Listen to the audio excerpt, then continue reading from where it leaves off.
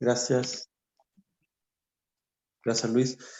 Buenos días hermanas. La lectura está en Hechos, capítulo 9, versículos 1 al 31. Dice así la palabra del Señor. Mientras tanto, Saulo, respirando aún amenazas de muerte contra los discípulos del Señor, se presentó al sumo sacerdote y le pidió cartas de extradición para las sinagogas de Damasco. Tenía la intención de encontrar y llevarse presos a Jerusalén a todos los que pertenecieran al camino, fueran hombres o mujeres. En el viaje sucedió que al acercarse a Damasco, una luz del cielo relampagueó de repente a su alrededor. Él cayó al suelo y oyó una voz que le decía: Saulo, Saulo, ¿por qué me persigues? ¿Quién eres, Señor?, preguntó. Yo soy Jesús, a quien tú persigues, le contestó la voz. Levántate y entra en la ciudad, que allí se te dirá lo que tienes que hacer. Los hombres que viajaban con Saulo se detuvieron atónitos, porque oían la voz, pero no veían a nadie. Saulo se levantó del suelo, pero cuando abrió los ojos no podía ver. Así que le tomaron de la mano y lo llevaron a Damasco. Estuvo ciego 3 días, sin comer ni beber nada. Había en Damasco un discípulo llamado Ananías, a quien el Señor llamó en una visión. Ananías, aquí estoy, Señor. Anda, ve a la casa de Judas, en la calle llamada derecha, y pregunta por un tal Saulo de Tarso. Está orando y ha visto en una visión a un hombre llamado Ananías que entra y pone las manos sobre él para que recobre la vista. Entonces Ananías respondió: Señor, he oído hablar mucho de ese hombre y todo el mal que ha causado a tus santos en Jerusalén. Y ahora lo tenemos aquí autorizado por los jefes de los sacerdotes para llevarse presos a todos los que invocan tu nombre. Ve, insistió el Señor, porque ese hombre es mi instrumento escogido para dar a conocer mi nombre, tanto a las naciones y a sus reyes como al pueblo de Israel. Yo le mostraré cuánto tendrá que padecer por mi nombre. Ananías se fue y cuando llegó a la casa le impuso las manos a Saulo y le dijo: Hermano Saulo, el Señor Jesús que se te apareció en el camino me ha enviado para que recobres la vista y seas lleno del Espíritu Santo. Al instante cayó de los ojos de Saulo algo como escamas y recobró la vista. Se levantó y fue bautizado, y habiendo comido, recobró las fuerzas. Saulo pasó varios días con los discípulos que estaban en Damasco, y enseguida se dedicó a predicar en las sinagogas, afirmando que Jesús es el Hijo de Dios. Todos los que le oían se quedaban asombrados y preguntaban: ¿no es este el que en Jerusalén perseguía a muerte a los que invocan ese nombre? ¿Y no ha venido aquí para llevarse los presos y entregarlos a los jefes de los sacerdotes? Pero Saulo cobraba cada vez más fuerza y confundía a los judíos que vivían en Damasco, demostrándoles que Jesús es el Mesías. Después de muchos días, los judíos se pusieron de acuerdo para hacerlo desaparecer. Pero Saulo se enteró de sus maquinaciones. Día y noche vigilaban de cerca las puertas de la ciudad con el fin de eliminarlo. Pero sus discípulos se lo llevaron de noche y lo bajaron en un canasto por una abertura en la muralla.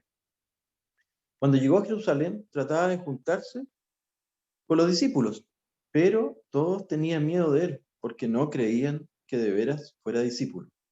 Entonces Bernabé lo tomó a su cargo y lo llevó a los apóstoles. Saulo les describió en detalle cómo en el camino había visto al Señor, el cual le había hablado, y cómo en Damasco había predicado con libertad en el nombre de Jesús. Así que se quedó con ellos y andaba por todas partes en Jerusalén, hablando abiertamente en el nombre del Señor. Conversaba y discutía con los judíos de habla griega, pero ellos se proponían eliminarlo. Cuando se enteraron de ello, los hermanos se lo llevaron a Cesarea y de allí lo mandaron a Tarso. Mientras tanto, la iglesia disfrutaba de paz, a la vez que se consolidaba en toda Judea, Galilea y Samaria, pues vivía en el temor del Señor e iba creciendo en número, fortalecida por el Espíritu Santo. Hermanos, esta es palabra de Dios. Demos gracias al Señor.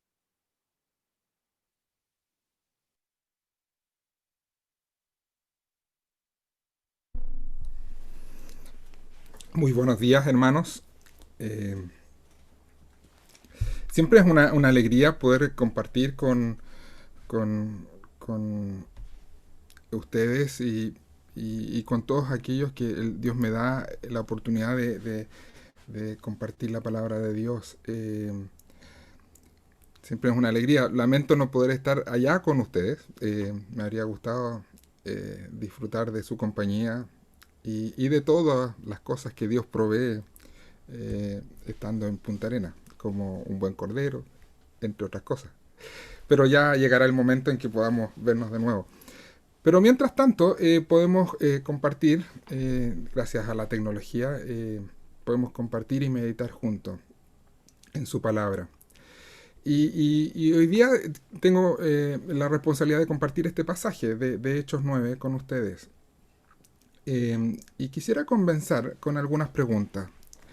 Algunas preguntas que quiero que te hagas. ¿Eres un verdadero cristiano?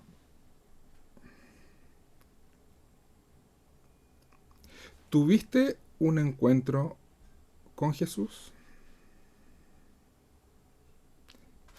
¿Realmente has tenido una verdadera conversión? ¿Cómo fue? ¿Cómo fue esa conversión? Ese encuentro con Jesús. La conversión al cristianismo es muy distinta y especial para cada persona. Algunas han sido increíbles, sorprendentes, sobrenaturales.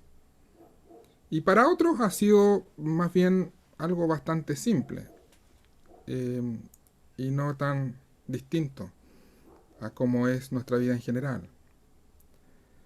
Algunos han tenido un encuentro espectacular y muy emotivo con Jesús. Y otros no ha sido tan emotivo. Aunque las experiencias son distintas, creo que hay verdades comunes para todos aquellos que hemos tenido un verdadero encuentro con Jesús. Cosas que son necesarias para una verdadera conversión. Y esas son las cosas que me gustaría que pudiéramos ver en este relato de Hechos. Pero antes de eso te invito a orar. Padre, te damos tantas gracias por tu palabra.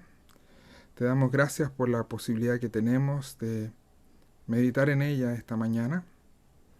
Te doy gracias, Señor, por mis hermanos en Punta Arenas. Y te pedimos, Señor, que tu Espíritu Santo obre poderosamente en nosotros. Abra nuestra mente, abra nuestros oídos y prepare nuestro corazón para escuchar tu voz. En Jesús te lo pedimos. Amén. Saulo, que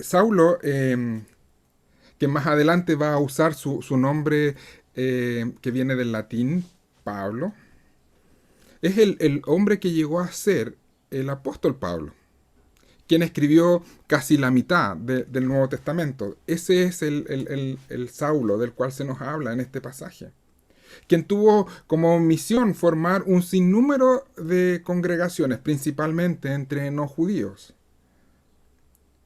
Este hombre tuvo un pasado del cual no se sentía para nada orgulloso. Al contrario, tuvo un pasado que le avergonzaba. ¿Quién era Saulo? ¿Quién era Pablo? ¿Quién era antes de tener este encuentro con Jesús? Bueno, se nos muestra como un judío fundamentalista, alguien que llamaríamos legalista. Era miembro de un grupo muy fundamentalista de entre los judíos llamados los fariseos, que se caracterizaban por ser muy rigurosos en el cumplimiento de la ley. Pablo nació en Tarso, por lo cual su ciudadanía era romana, aunque por su linaje, por su sangre, era judío. Esto le ayudó a llegar a ser un hombre muy bien educado, tanto como romano, así como judío. Siendo fariseo, él consideraba que su fidelidad a Dios le exigía oponerse con todo al cristianismo. Él consideraba que tenía que velar por la pureza de la verdad de Dios y que el cristianismo era algo que se oponía completamente a esta pureza de la verdad. Por eso el relato de Hechos 9 nos comienza contándonos que consigue cartas del sumo sacerdote para poder ir en busca de los cristianos en todo lugar y traerlos, cristianos judíos, y traerlos a juicio a Jerusalén para que fueran condenados. Así que te invito a abrir tu Biblia en Hechos 9 y si pudieras seguirme con este pasaje y miremoslo juntos. Hechos 9, versículo 1 y 2. Mientras tanto, Saulo, respirando aún amenazas de muerte contra los discípulos del Señor, se presentó al sumo sacerdote y le pidió cartas de extradición para las sinagogas de Damasco. Tenía la intención de encontrar y llevarse presos a Jerusalén a todos los que pertenecieran al camino, al cristianismo, fueran hombres o mujeres. Era tal el odio que sentía hacia estos blasfemos cristianos que él mismo describió cómo era su sentir y su actuar hacia ellos. Más adelante en el mismo libro de Hechos, en el capítulo 26, verso 9, Pablo contando cómo era su situación y cómo él percibía a los cristianos, dice, pues bien, yo mismo estaba convencido de que debía hacer todo lo posible por combatir el nombre de Jesús de Nazaret. Eso es precisamente lo que hice en Jerusalén, y con la autoridad de los jefes de los sacerdotes metí en la cárcel a muchos de los santos, y cuando los mataban yo manifestaba mi aprobación. Muchas veces anduve de sinagoga en sinagoga castigándolos para obligarlos a blasfemar. Mi obsesión contra ellos me llevaba al extremo de perseguirlos, incluso en ciudades del extranjero. Esta era la actitud de Pablo y por supuesto él consideraba que esto era muy justo y que al hacer esto estaba honrando a Dios.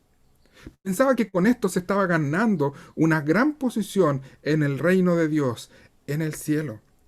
Había que eliminar esta gangrena, esta contaminación, cueste lo que cueste. El cristianismo tenía que ser erradicado completamente y con toda su energía y con toda su pasión quiso eliminar el cristianismo de la historia de la humanidad. Esta era la actitud de Pablo, siendo un fariseo muy riguroso.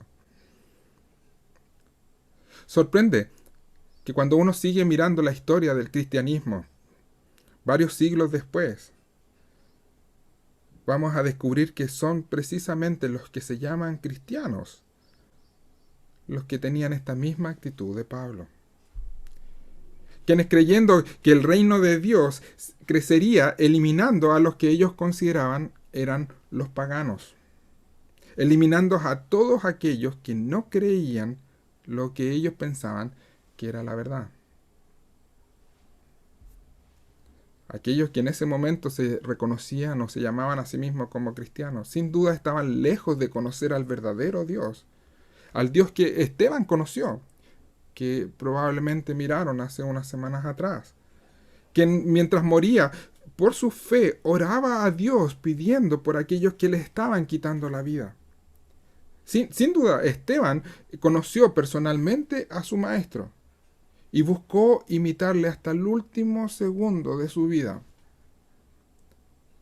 Había seguido el ejemplo de amor y entrega por otros que Jesús modeló. El reino de Dios se construye con amor. Por supuesto, hay que rechazar la mentira. Y hay que proclamar la verdad. Pero siempre es con amor hacia otros.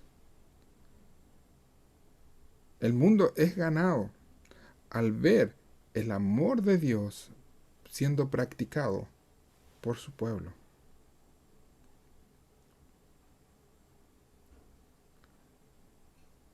Pero volvamos a Pablo.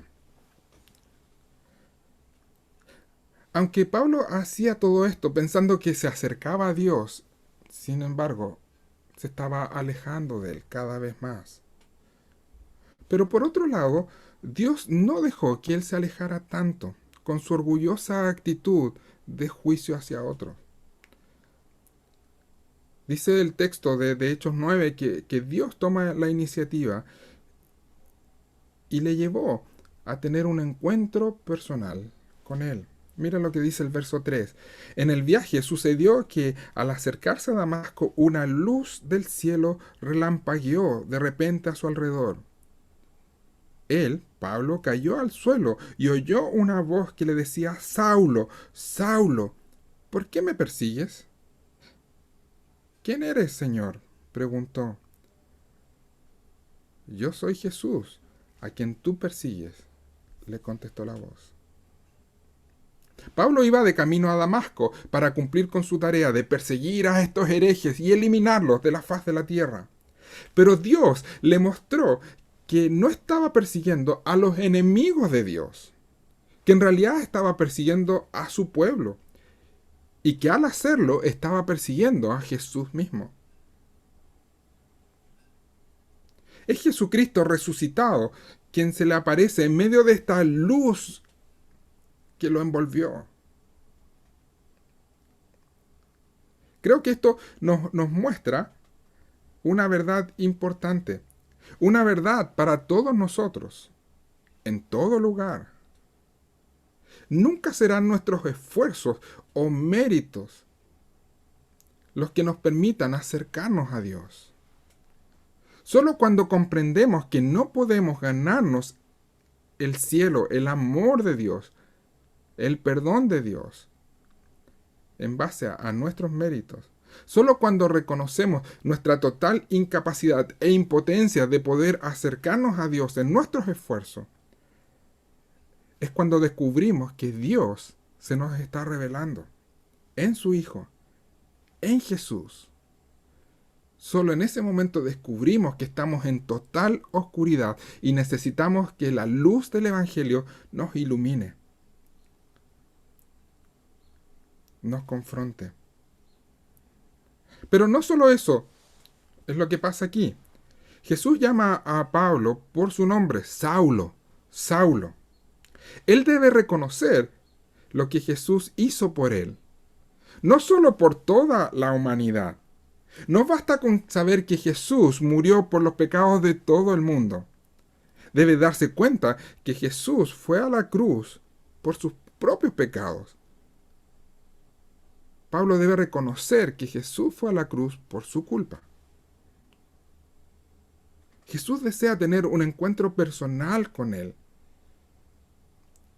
Jesús quiere tener un encuentro personal con cada persona a quien él salvará. Dios quiere tener un encuentro personal con Francisco, con Luis, con Álvaro, contigo.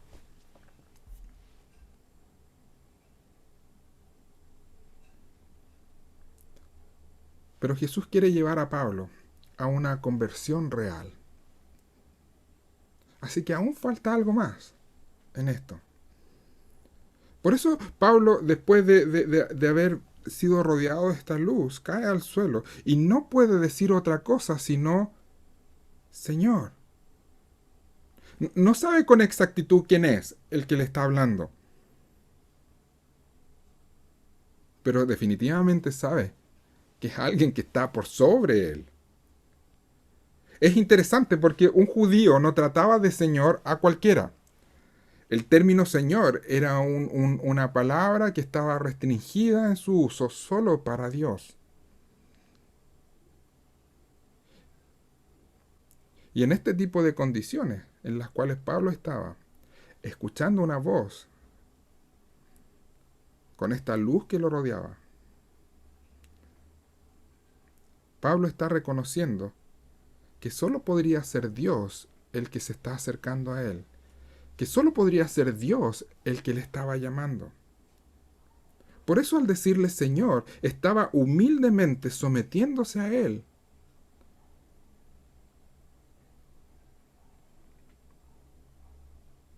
Una verdadera conversión implica reconocer que Jesús es el único Señor.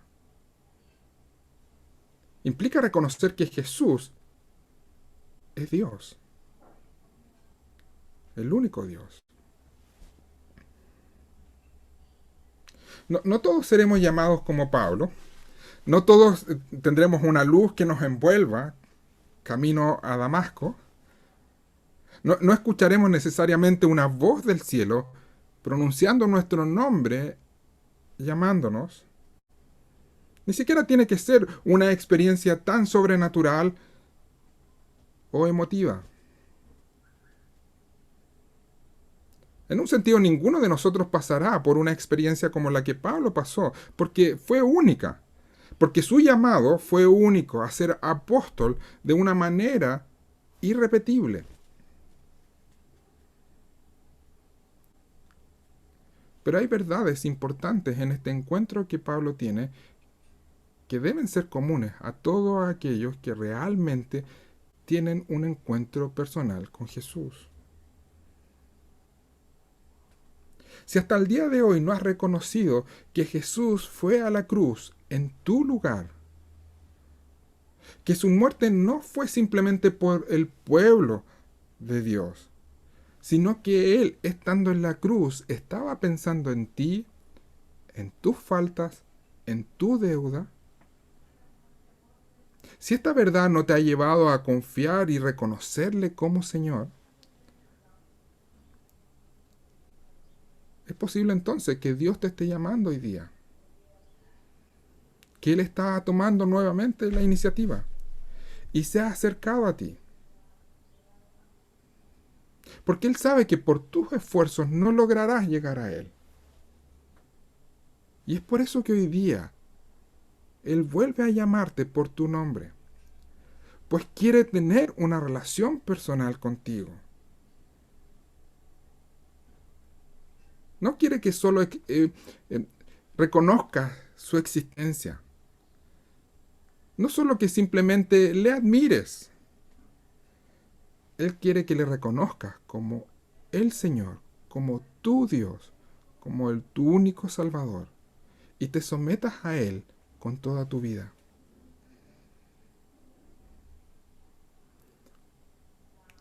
Si estás esperando que para que esto ocurra, una luz te rodee, si estás esperando que una luz ilumine tu vida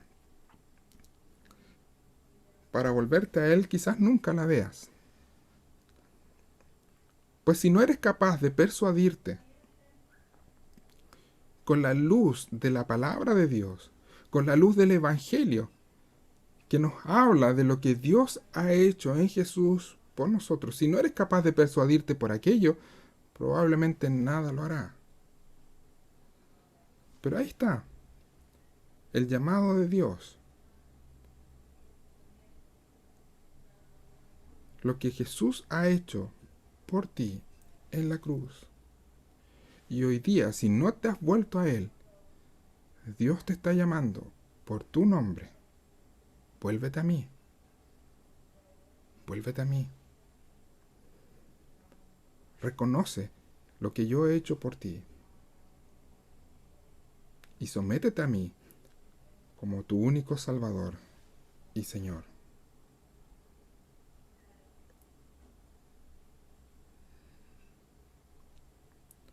Luego de este encuentro que Pablo tuvo con Jesús, dice que quedó ciego por 3 días.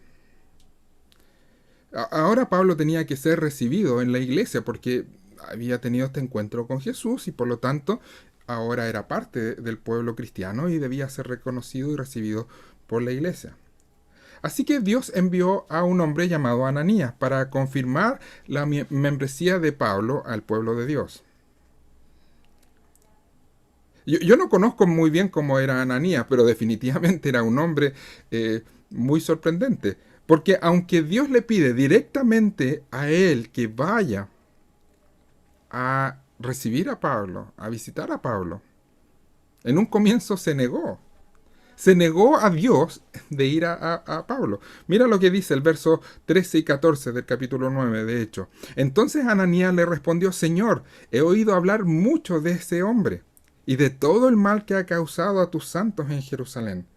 Y ahora lo tenemos aquí autorizado por los jefes de los sacerdotes para llevarse preso a todos los que invocan tu nombre.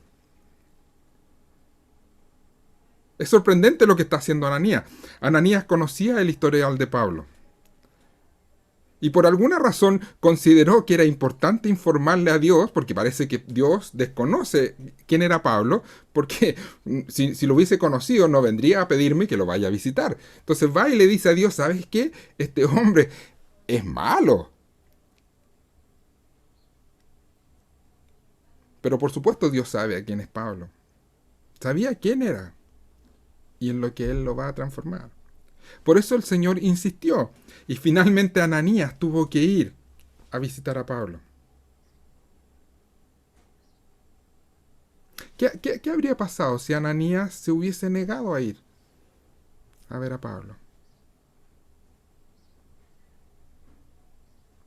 Creo que a veces nosotros, los cristianos, miembros del pueblo de Dios, nos comportamos de la misma manera que Ananías se comportó al comienzo. No estamos dispuestos a acercarnos a aquellos que Dios está trayendo a nosotros. Siempre podemos dar excusas para no ser hospitalarios con aquellos nuevos que están llegando a nosotros, que Dios está trayendo a nosotros. Pero somos llamados a ser hospitalarios, a ser cariñosos, a ser generosos, a ser una comunidad, a formar comunidades acogedoras. Debemos ser sensibles con aquellos que Dios está trayendo a nosotros, amándoles, teniendo paciencia con ellos, aún con su historial, aún con el prontuario que podrían traer. Gracias a Dios, aunque no fue fácil con Pablo, hubo personas que lo recibieron. Pablo recobró la vista y fue lleno del Espíritu Santo y su vida cambió. Y de ser un perseguidor de Jesús se volvió un testigo de Jesús en el mundo. Con la misma pasión con la que antes negaba a Jesús, ahora le confesaba delante de quien sea. Es muy sorprendente lo que Dios hizo con él. Verso 20. Enseguida se dedicó a predicar en las sinagogas afirmando que Jesús es el Hijo de Dios. Verso 22. Pero Saulo cobraba cada vez más fuerzas y confundía a los judíos que vivían en Damasco, demostrándoles que Jesús es el Mesías. Verso 28. Así que se quedó con ellos y andaba por todas partes en Jerusalén, hablando abiertamente en el nombre del Señor. Este mismo que antes perseguía a la iglesia, ahora confundía a los judíos, mostrándole que Jesús es el Mesías. Este hombre que antes odiaba a Jesús, ahora le amaba, le obedecía y testificaba de él en todo lugar. Este mismo que antes valorizaba sus méritos como medio de alcanzar salvación, había tenido un encuentro personal con Jesús y ahora todos esos esfuerzos que había usado para ganarse el amor de Dios, creyendo que ahí estaba el perdón de Dios, todos esos esfuerzos basados en sus propias fuerzas, en sus méritos, dice que los consideraba estiércol. Pablo, escribiéndole a los filipenses en el capítulo 3, dice: sin embargo, todo aquello que para mí era ganancia, ahora lo considero pérdida por causa de Cristo. Es más, todo lo considero pérdida por razón del incomparable valor de conocer a Cristo Jesús, mi Señor. Por Él lo he perdido todo y lo tengo por estiércol a fin de ganar a Cristo. Todo aquello en lo cual había basado su vida, hoy día no tenía ningún valor porque había encontrado aquello que valía más que cualquier cosa que este mundo pudiera ofrecerte. Había encontrado a Jesús. el que participó en la muerte de Esteban, ahora estaba arrancando de aquellos que asesinaron a Esteban. Pablo había tenido una verdadera conversión y eso se notaba en su vida. Había un cambio real y profundo en su vida y se notaba. Nuevamente una pregunta para ti. ¿Hace cuánto tiempo conoces al Señor?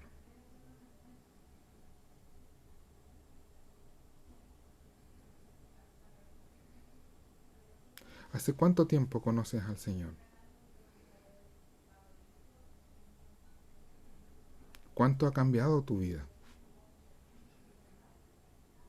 Si realmente eres un hijo de Dios, se debe notar. Todos lo deben notar. Si piensas que no hay grandes cambios en tu vida, quizás es un buen momento para arrodillarte ante Dios y pedirle ayuda. Que el Espíritu Santo venga a ti con poder. El Espíritu Santo que mora en ti actúe poderosamente en ti para fortalecer tu fe, para que confíes en Dios, para que puedas amar a Jesús y tu relación con Él como lo más valioso que tienes. Y para que esto te permita hablar de Él a otros con pasión, como la que tuvo Pablo, para que más y más personas encuentren en Jesús eso que tú encontraste algún día, en algún momento.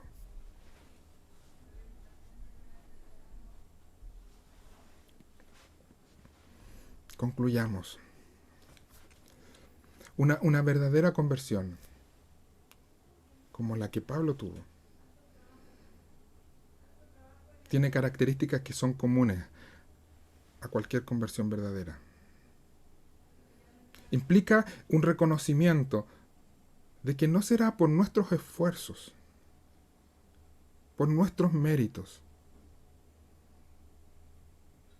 que ganaremos el favor de Dios, el amor de Dios, el perdón de Dios, sino que es por gracia, por medio de la fe. Una verdadera conversión implica tener un encuentro personal con Jesús, reconocer que Jesús estaba pensando en ti, en mí, cuando estaba allí en la cruz. Es reconocer que Él estaba pagando tu deuda, muriendo tu muerte. Es necesario tener este encuentro personal con Él. Y una verdadera conversión implica reconocer que Jesús es el Señor, el único Dios en mi vida, y debo someterme a Él, debo someterme a su palabra, y debo vivir de una manera consecuente a este encuentro que tengo con Él. Si nunca has tenido esto, si nunca te has vuelto a Dios de esta manera, si nunca has tenido una conversión en este sentido, hazlo ahora. Hazlo hoy. Vuélvete a Él. Vuélvete a Dios. Si no sabes cómo hacerlo y realmente quieres hacerlo, habla con Álvaro. No dejes pasar este día. Y busca contactarte con Él y que Él te pueda mostrar por la Escritura cómo puedes tener este encuentro personal con Jesús.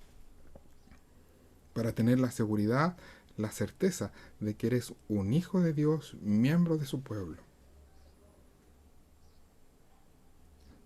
Pero si tú ya eres un verdadero creyente, si tú ya has tenido este encuentro personal con Él, si ya has tenido una verdadera conversión, muéstralo con una vida sometida a Dios a través de su palabra. La Biblia dice que debe notarse claramente que te has vuelto a Dios si es que has tenido un encuentro con Él. Por lo tanto, transformémonos en testigos fieles de Cristo, en donde estemos, en toda actividad que estemos realizando. Demos testimonio de Cristo al mundo. Amemos a los hermanos, aquellos que son parte del pueblo de Dios, aquellos que Dios ha puesto a nuestro alrededor, en nuestra comunidad. Pero también amemos a aquellos que están más allá, que aún no le conocen y que deben escuchar de Él. Transformémonos y transformen ustedes su comunidad en una comunidad acogedora. Trabajemos todos por aquellos que aún no son parte del pueblo de Dios. Amemos a los de afuera. Busquemos mostrarles el amor de Cristo para que sean parte también de su pueblo. Y por último, si tú has tenido una verdadera conversión y al mirarte el espejo con honestidad ves que no hay mucho cambio en ella, desde el momento en que te encontraste con Jesús hasta ahora, pide perdón a Dios. Sométete a Él y pide que por el poder del Espíritu Santo que mora en ti, haga una verdadera transformación. Te transforme en un apasionado por dar testimonio de Cristo en el mundo. Que Dios nos ayude a ser los hijos que Él espera que seamos. Te invito a orar. Padre, te damos tantas gracias por tu palabra. Te damos gracias, Señor, por la conversión de Pablo, por su obra, por lo que tú hiciste a través de él.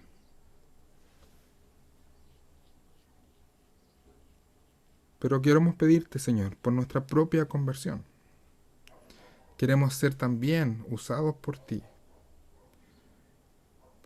para que esta misma pasión que tú pusiste en Pablo sea la pasión que gobierne nuestras vidas y nos permita vivir en santidad y dar testimonio de ti al mundo. Y quiero en forma muy especial hoy día pedirte por aquellos que están hoy día compartiendo con nosotros y que no tienen seguridad, Señor, de haber tenido este encuentro personal con Jesús. Que quizás tienen dudas. Te pido, Señor, que no permitas que pase este día sin que ellos puedan encontrar las respuestas en tu palabra de cómo podemos tener seguridad de ser tus hijos. Guíales, Señor, para que tengan las conversaciones adecuadas con aquellos que pueden mostrarles la Biblia, el Evangelio, y guiarles, Señor, a tener este encuentro personal con Jesús, para que tengan una verdadera conversión, para que sean verdaderamente parte de tu pueblo. En Jesús te lo pido. Amén.